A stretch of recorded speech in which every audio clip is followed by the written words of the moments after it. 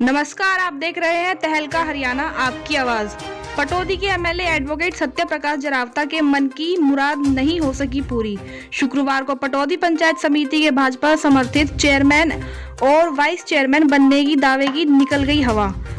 बैठ के सर्वसम्मति से तय कर लो, और जो सर्वसम्मति से तय होता है उसकी कोई होड़ नहीं होती। अब चुनाव भी करेंगे तो भी बीजेपी का ही बनेगा। फिर मेरे ख्याल से जो नियम है उस नियम को अगर आज पोस्टपोन होती है तो 1 हफ्ते के बाद फिर चुनाव होने।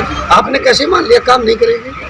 तो भारतीय जनता पार्टी की सहयोगी पार्टी जननायक की के समर्थक है या उसकी, और हमारा प्रदेश में हमारी ज्वाइंट सरकार है, तो हम भी चाहेंगे कि वो चेयरमैन बने।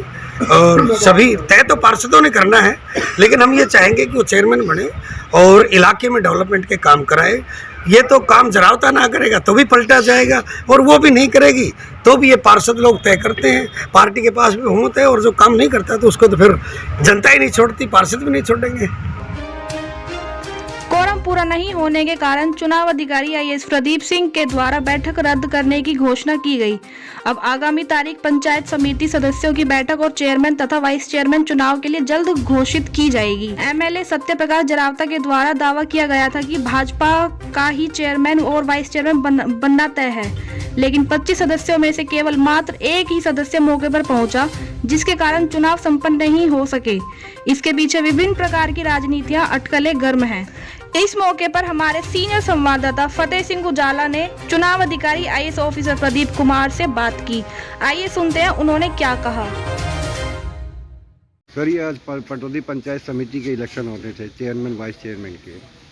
क्या कारण रहा? कितने कैंडिडेट पहुंचे, नहीं पहुंचे? कितने बार रोल कॉल हुआ? पहुंचे तो टोटल कितने कैंडिडेट पहुंचे? देखिए, जो पंचायत समिति पटौदी है उसके लिए आज 23/12/2022 को 11 बजे के समय दिया गया था उनकी पंचायत समिति के फर्स्ट मीटिंग के लिए, जिसमें उनके चुनाव होने थे चेयरमैन और वाइस चेयरमैन पद के लिए। लेकिन वो नहीं हो पाया क्योंकि उसको कराने के लिए 2/3 क्वारम की ज़रूरत होती है। तो हमारे जो पंचायत समिति पटौदी में टोटल जो नंबर ऑफ वार्ड्स हैं और जो मेंबर्स हैं वो 25 हैं, जिसका 2/3 बनता है 17 मेंबर्स। तो हमारे पास 17 मेंबर्स की हमें कम से कम ज़रूरत थी इस सिलेक्शन को कराने के लिए, इस मीटिंग को कराने के लिए। लेकिन हमारे पास सिर्फ एक ही मेंबर की हाज़िरी यहाँ पर आई है, उपस्थित हुए हैं वो। उसके अलावा हमारे पास कोई मेंबर नहीं आया है, जिसकी वजह से इस मीटिंग को हमने स्थगित कर दिया। वार्ड से बता सकते हैं कौन से वार्ड से था मेंबर? हमारे कौन से वार्ड से हैं जी?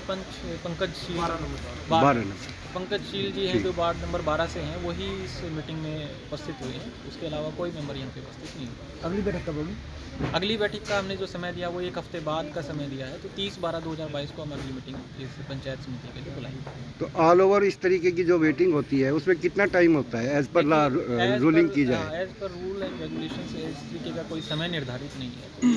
जनरली प्रेस्क्राइब्ड अथॉरिटी के ऊपर डिपेंड करता है कि वो कितने समय के लिए मेंबर्स के लिए वेट करेंगे। जी। अगर इस तरीके के पास उनके पास कोई और इन्फॉर्मेशन आ जाए कि मेंबर्स बोलें कि जी हम किसी वजह से नहीं आ पाए या कहीं फंस गए हैं या हम आ जाएंगे, तो उसमें हम उनके लिए और भी इंतज़ार का समय बढ़ाया जा सकता है।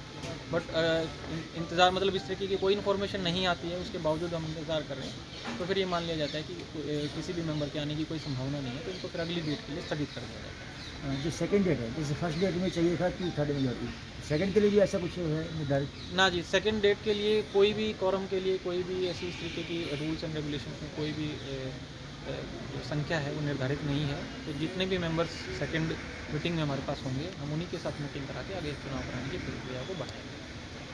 ठीक है, थैंक यू।